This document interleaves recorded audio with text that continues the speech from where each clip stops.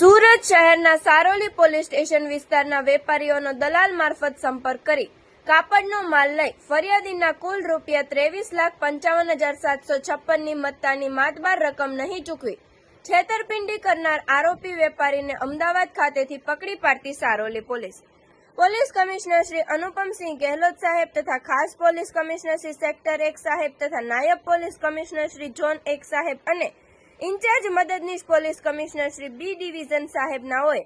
સુરત શહેર ટેક્સટાઇલ માર્કેટને લગત બનતા જુદા જુદા ઉઠમણા તથા છેતરપિંડીના બનાવોને કારણે સુરત શહેરના વેપારીઓને આર્થિક સંકળામણનો સામનો કરવો પડતો હોય, જેથી સુરત શહેર તથા અન્ય રાજ્યોમાંથી સુરત શહેરના વેપારીઓ સાથે થતી વ્યાપારિક છેતરપિંડી અંગે ત્વરિત અંગત રસ લઈ આવી પ્રવૃત્તિ સાથે સંકળાયેલ ઇસમોને પકડી પાડવા માટે આપેલ સૂચના અન્વયે સારોલી પોલીસ સ્ટેશનના પોલીસ ઇન્સ્પેક્ટર SR વેકરિયા સાહેબ નાઓએ આવા બનાવો અંગે તુરંત કાર્યવાહી કરવા આપેલ માર્ગદર્શન હેઠળ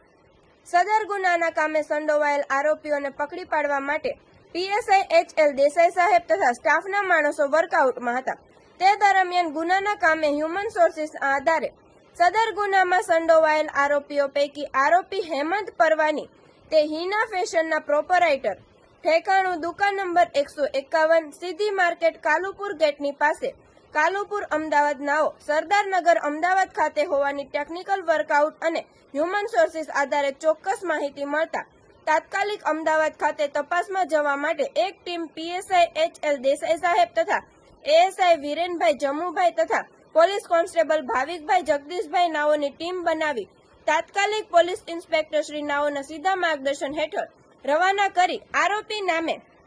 હેમંત પરવાની તે હિના ફેશનના પ્રોપરાઇટર નાઓને સરદારનગર અમદાવાદ ખાતેથી પકડી પાડી કાયદેસરની કાર્યવાહી હાથ ધરેલ છે.